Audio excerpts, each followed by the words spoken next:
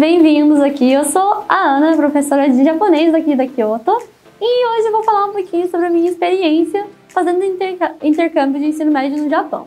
Então eu sei que tem bastante gente que quer estudar japonês porque, nossa, eu assisti anime, eu assisti dorama e eu me apaixonei, eu quero muito ir pro Japão. E eu era assim também, então eu comecei a estudar com 13 anos, mais ou menos, acabei me interessando muito pela língua, muito pelo país. E eu decidi, então, que eu queria muito fazer intercâmbio no Japão, porque tem bastante gente que faz, né, aquele intercâmbio high school para vários lugares, mas pro Japão não é muito comum, não. Tanto que eu fui a única no ano que eu fui a ir pro Japão, na agência. Então, eu só não falo o nome da agência aqui, porque eles não fazem mais pro Japão agora, mas eu sei que o Rotary ainda faz. Mas enfim, vamos lá, começando pelo começo. Então, em 2017, eu embarquei pro Japão, fiquei, então, nos primeiros 3 dias a gente ficou em Tóquio, fizemos um tipo de, como se fosse uma orientação, eu esqueço palavras em português de vez em quando. A gente fez como se fosse uma orientação 3 dias em Tóquio, então, você pode fazer isso, você não pode fazer isso. Isso aqui são essas coisas básicas de intercâmbio, né? Então, se você fizer uma coisa muito errada, você pode ser expulso da escola. Eles falam isso pra assustar a gente, é bem difícil ser expulso da escola pra gente. Mas é só pra gente saber, né? Isso não pode fazer, isso você tem que tomar cuidado. Se você fizer isso, você vai conseguir aproveitar mais seu intercâmbio. Então são vários, né, macetinhos que a gente aprende nesses 3 dias. E depois, quando eu fui para o outro lugar, eu fui para Kobe. Foi o lugar onde eu morei no Japão. Eu morei em Kobe, fica na província de Hyogo, e fica assim, eu vou falar aqui do lado de Osaka, que fica do lado de Kyoto, porque geralmente o pessoal conhece mais Kyoto, né? Então Kyoto, Osaka, Kobe, né, que fica em Hyogo. Então é mais essa região de Kansai. Então, ponto 1, quando eu cheguei lá. Uma coisa muito importante de saber do japonês e que eu acho que muita gente esquece de comentar, porque foi comigo assim, quando eu aprendi, o japonês tem dialetos, tem sotaques em japonês. E dependendo do lugar onde você vai, é muito diferente. Um exemplo disso é Kansai. Kansai é absurdamente diferente. Eu pretendo fazer uns vídeos aqui sobre o dialeto de Kansai também, mas hoje, só pra dar um spoiler assim, né, é muito diferente.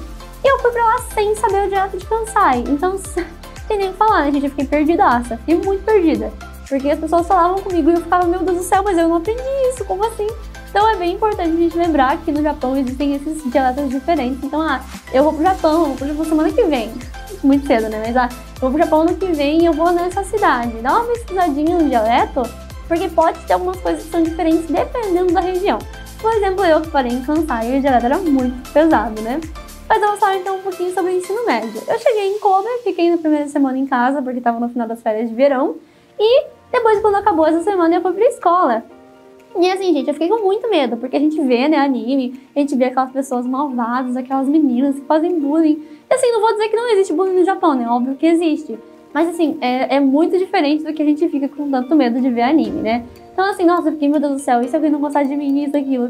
Mas eles são, no geral, assim, os japoneses são bem receptivos. A gente tem uma mania de falar que eles são muito frios aqui no Brasil, mas só porque os costumes deles são um pouquinho diferentes. A gente pode sentir, assim, de vez em quando que tem essa diferença, assim, que eles são um pouquinho mais frios que a gente, mas é só costume mesmo. Então, eu fui ver essa sala maravilhosa, eu falo com todo mundo até hoje. E eu queria muito, muito, muito, muito entrar pro clube de banda, que era o Keion. Inclusive, existe um anime, né, chamado Keion, que realmente é uma banda. E eu falei pra professora, perguntei, professor, como que eu falo, como é que eu entro no Keion, né? Porque esse professor, ele era o representante do grupo, do clube, né? Daí ele falou, você tem que falar com a chefe do clube, que é essa menina que tá sentada aqui do teu lado. Então assim, eu já comecei fazendo amizade, porque a menina era do clube que eu queria ir. Então assim, segundo dia de escola eu já tava no clube. O que é um clube, né? Então a gente sabe que no Japão, tanto de ver anime, etc., existem os clubes que são as atividades escolares depois, né? As extracurriculares. E como é que funciona? Acaba a aula e você tem essa opção de ou ficar na escola ou ir pra casa.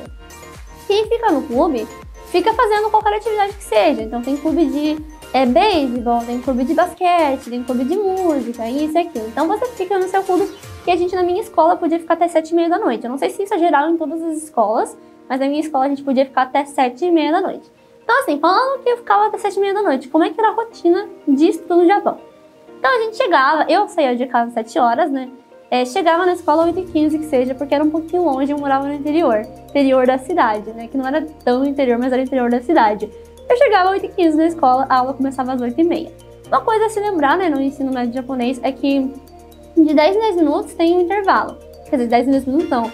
existe um intervalo de 10 minutos entre as aulas, que é pra gente se locomover, se precisar ir pra sala de computador e mudar de roupa se precisar fazer educação física, né, porque o uniforme é diferente e tal, porque o uniforme é saia, né? Muitas escolas do Japão têm uniforme, quase todas, têm uniforme de saia.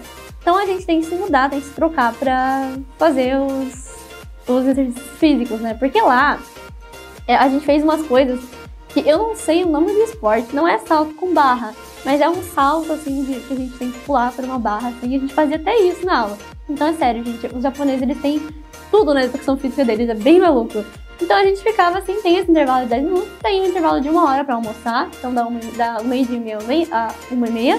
E depois a aula termina geralmente 4h20. Alguns dias terminava mais cedo, porque a minha escola era budista e a gente tinha uma cerimônia.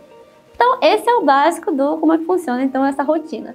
Depois eu ficava então das 4h30, 4h20, eu ficava no clube até 7h30, voltava pra casa, chegava em casa 9 horas, dormia, acordava e ia pra escola no outro dia. Então assim, né, tem isso.